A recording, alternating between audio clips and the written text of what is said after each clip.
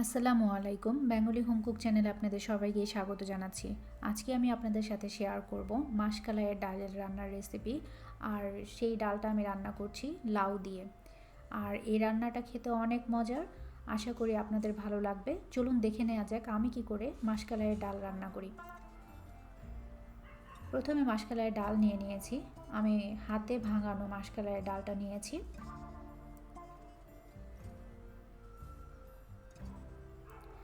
তারপর মাশকালাইয়ের ডালটা আমি একটি কড়াইতে করে কিছুটা গরম করে নেব।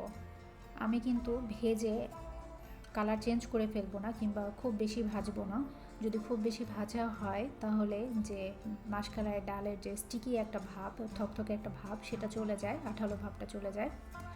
তাই আমি চুলাটার হাই ফ্লেমে রেখে কড়াইটা গরম করে নেব, এবং কড়াইটা যখন গরম হয়ে আসবে তখন চুলাটা অফ করে দিয়ে গরম কড়াইয়ে ডালটা ভেজে নেব। এবং ডালটা বেশি ভাজবো না, হালকা একটু গরম করে নিব শুধু, আবারও বলছি। তারপর ডালটা একটু ঠান্ডা করে গুঁড়া করে নিচ্ছি।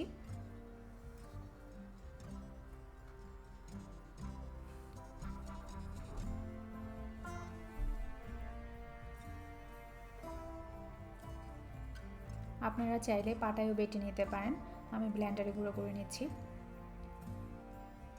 এই ডালটা এক একজন এক এক রকম করে গুঁড়ো করে, কেউ একটু দানা দানা রেখে কিংবা আধা ভাঙা করে, তবে আমি একটু বেশি গুঁড়া পছন্দ করি, যেমনটা সুজিতে থাকে ঠিক সেই রকম করে গুঁড়ো করে নিয়েছি।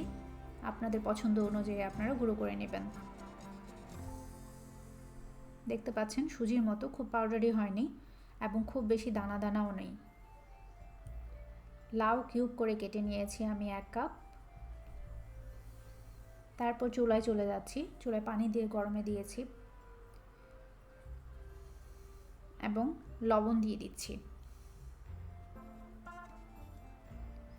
কাঁচামরিচ দিয়ে দিচ্ছি 4টি টুকরো করে। পেঁয়াজ কুচি দিচ্ছি হাফ কাপ। আদা বাটা 1 টিস্পুন এবং রসুন বাটা 1 টিস্পুন।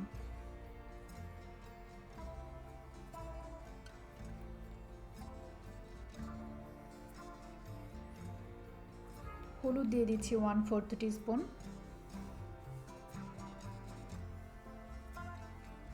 ধনিয়া গুঁড়া হাফ টিস্পুন এবং জিরা গুঁড়া হাফ টিস্পুন।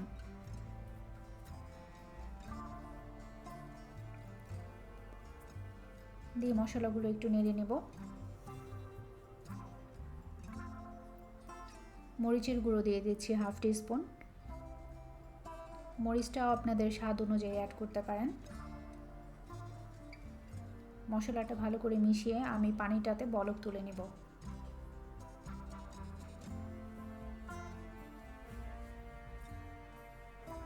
পানিটা ফুটতে শুরু করেছে। এখন একটা হ্যান্ড উইক্স দিয়ে আমি ভালো করে পানিটা নেড়ে নিচ্ছি। আপনারা চামচ দিয়েও নাড়তে পারেন, এবং চামচ দিয়ে আমি পানিটা নাড়বো আর অল্প অল্প করে ডালের গুঁড়াটা অ্যাড করব। একবারে ডালের গুঁড়া অ্যাড করতে যাবেন না, তাহলে দলা পেকে যাবে এবং সেই দলা আর ভাঙানো যাবে না। অল্প অল্প করে নেড়ে ডালের গুঁড়োগুলো অ্যাড করে দিব এবং বেশ সময় নিয়ে হ্যান্ড উইক্স দিয়ে নেড়ে নেড়ে ডালটা মিশিয়ে নেব।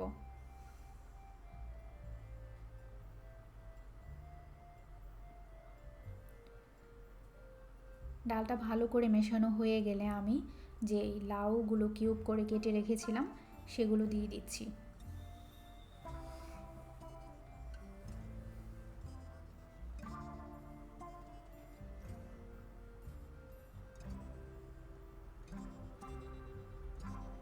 সবগুলো লাউ দিয়ে দেওয়ার পর লাউ এবং ডালটা আমি রান্না করে নেব লাউটা সিদ্ধ হওয়া পর্যন্ত। এবং মাঝে মাঝে একটু নেড়ে দিতে হবে, নিচে যেন ডালটা লেগে না যায়।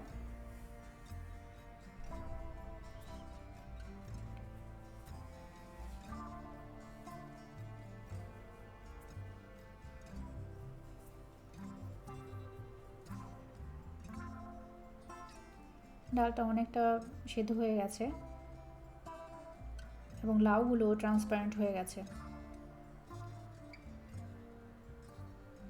আর আপনারা কতটুকু ঘনত্বে ডাল খেতে পছন্দ করবেন সেই অনুযায়ী আর একটু জ্বালিয়ে নিতে পারেন। তারপর বাগারে চলে যাচ্ছি।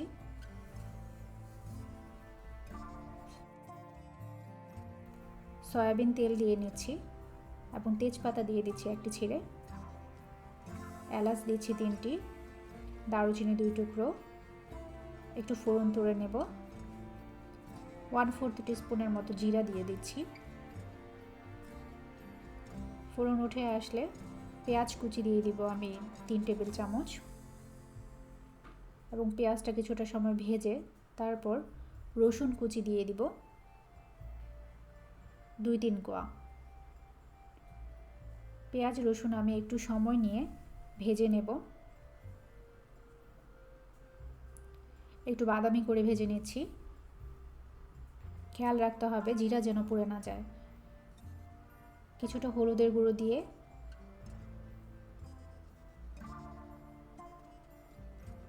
বাদামি করে ভেজে তুলে নিচ্ছি। এরপর ডালে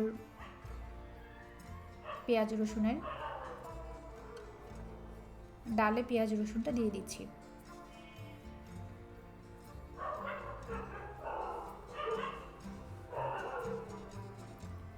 কিছুটা ধনিয়া পাতা কুচি অ্যাড করব। আর এই ডালে ধনিয়া পাতা কুচিটা অবশ্যই দেওয়ার চেষ্টা করবেন, এতে স্বাদটা অনেকটা বেড়ে যায়। ঢেকে 5 মিনিটের মতো রান্না করে নেব।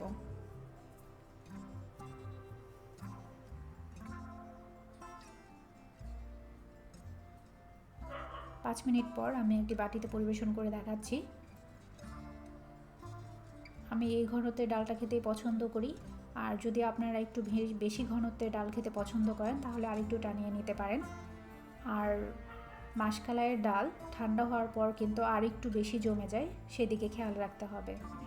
আশা করি আপনাদের রেসিপিটি ভালো লেগেছে, আর ভালো লাগলে আমার চ্যানেলটি সাবস্ক্রাইব করে পাশে থাকবেন। আবার দেখা হবে নতুন কোনো রেসিপি নিয়ে। সুস্থ থাকবেন, আমাদের সাথে থাকবেন। আল্লাহ হাফেজ।